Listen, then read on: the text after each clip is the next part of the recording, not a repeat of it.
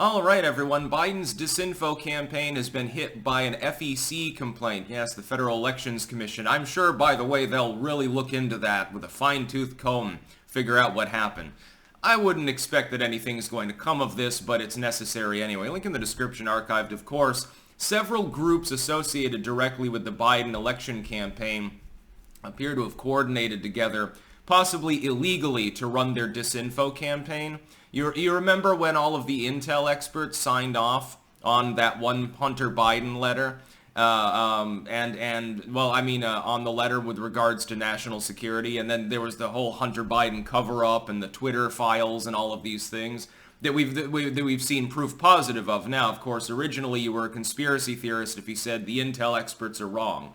Originally, you were a conspiracy theorist if you thought that Donald Trump didn't pay Russian hookers to pee in the Obama's bed at the Trump Tower, and so on and so on forth. And supposedly, Eric Trump was meeting with Russians in Trump Tower and embezzling a bunch of money, and Kushner was embezzling money, and Donald Trump is committing tax fraud, and all of these other things.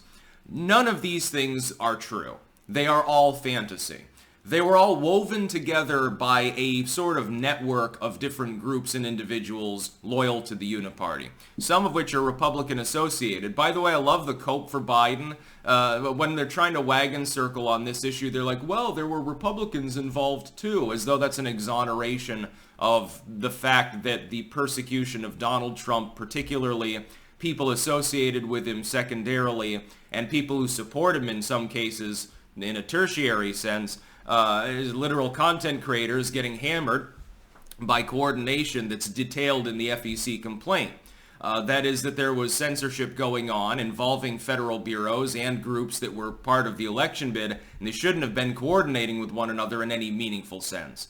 There should have been effectively no chit-chat between any of them. They're not supposed to coordinate in that manner. That's why, a candidate is not supposed to communicate with their PACs.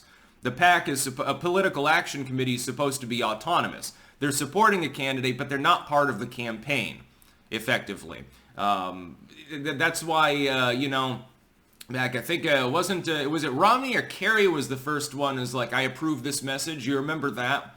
That didn't used to be a thing within politics. I can't remember whether it was Kerry or Romney. One of them was involved with...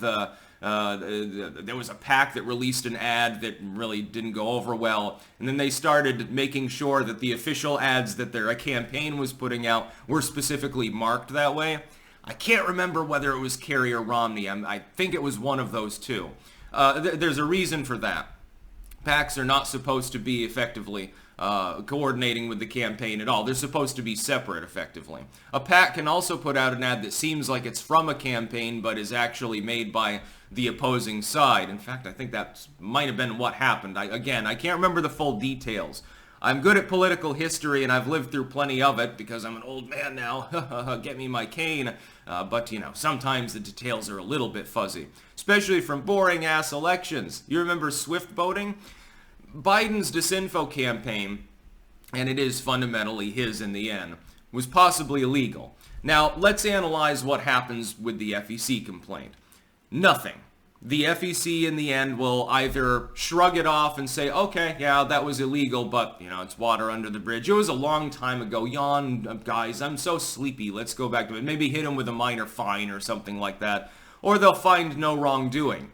Oh no, it's perfectly acceptable for political campaigns, federal bureaus, and PACs to effectively be loosely coordinating to censor U.S. political speech of law-abiding U.S. citizens who have committed no crime.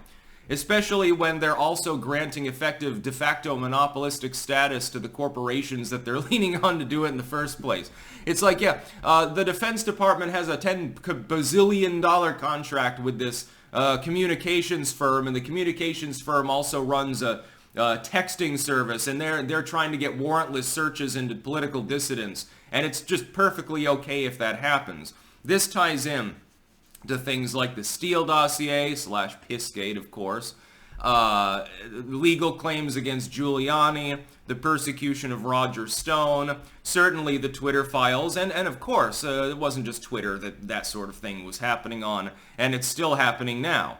Of course, the original injunction of Biden's ability to lean on U.S. tech firms to censor law-abiding users and demote people algorithmically and make them disappear for saying things that the Biden admin doesn't like is still intact at the moment, unfortunately. I mean, it's an egregious violation of the First Amendment and shouldn't be there, but, there's no methodology by which to countermand them unless SCOTUS gets involved real quick.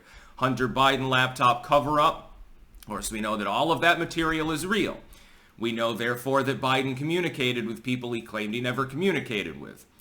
Biden's campaign lied flat out to the entire U.S. public for a protracted period of time. The bureaus knew it. Big Tech knew it, although the FBI did try to mislead Zuckerberg on the issue, apparently, etc., but they still pretended that it was all a conspiracy theory. Now we're finding that the coordination behind the scenes that helped lead to parts of that was probably illegal under federal election law. But does anything get done? Again, like with this early morning story about Eric Adams. Show me a politician and I'll show you someone who's probably received a donation that was too large, a donation with foreign markings on it, embezzled money, criminal money, etc., things that have been laundered. It's probably most of the major politicians in the U.S., but only Eric Adams, and only right after complaining about the border crisis impacting his own city, only then is the FBI raid of his offices and his campaign staff and so forth. It's not a coincidence that that happened. The FEC complaint in the end will fall through. It shouldn't. It's absolutely ironclad. We know that there was illegal activity going on and goes far beyond just campaign violations, by the way. With the Biden crime syndicate and their associates, it's literally a criminal enterprise that dwarfs the goddamn mafia, probably. And probably has mafia ties, of course. But I mean, what's going to be done? The fox is guarding the hen house, so I wouldn't get your hopes up. That's about all. Peace out.